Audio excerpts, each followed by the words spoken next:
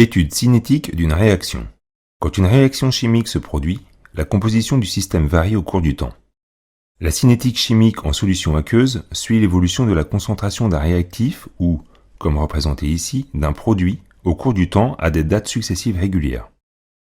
La concentration peut être déterminée par une méthode physique, telle que la conductimétrie et la spectrophotométrie, ou chimique, par exemple, un titrage.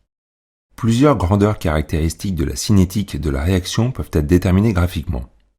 À une date t donnée, le coefficient directeur de la tangente à la courbe est égal à la dérivée par rapport au temps de la concentration en produit C à cette date t.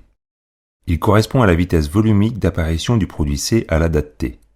En traçant l'évolution de la concentration en réactif A, on pourrait de la même façon déterminer la vitesse volumique de disparition du réactif A. Sa concentration diminue au cours du temps. Ces vitesses volumiques positives sont exprimées en mol par litre et par seconde. Une autre grandeur caractéristique de la cinétique de la réaction étudiée est le temps de demi-réaction T1,5. C'est la date à laquelle l'avancement est égal à la moitié de sa valeur finale.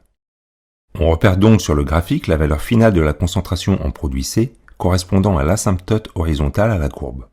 Puis on en déduit la valeur de la concentration finale en C divisé par 2. C'est l'ordonnée du point de la courbe dont la date en abscisse est le temps de demi-réaction. Facteurs cinétiques et catalyse. Il est possible de modifier la cinétique d'une réaction chimique donnée en changeant certains paramètres physiques ou chimiques appelés facteurs cinétiques. Une augmentation de la température et ou de la concentration en réactif a pour effet une diminution de la durée de réaction et du temps de demi-réaction, ainsi qu'une augmentation des vitesses volumiques d'apparition des produits et de disparition des réactifs. Cela peut être également obtenu en introduisant un catalyseur dans le milieu réactionnel. Cette espèce chimique permet d'accélérer la réaction, mais n'intervient pas dans l'équation de la réaction ni dans la composition de l'état final. Réaction d'ordre 1.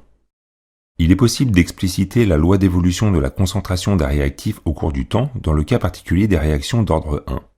Une réaction est dite d'ordre 1 si la vitesse volumique de disparition du réactif A est proportionnelle à tout instant à la concentration en A.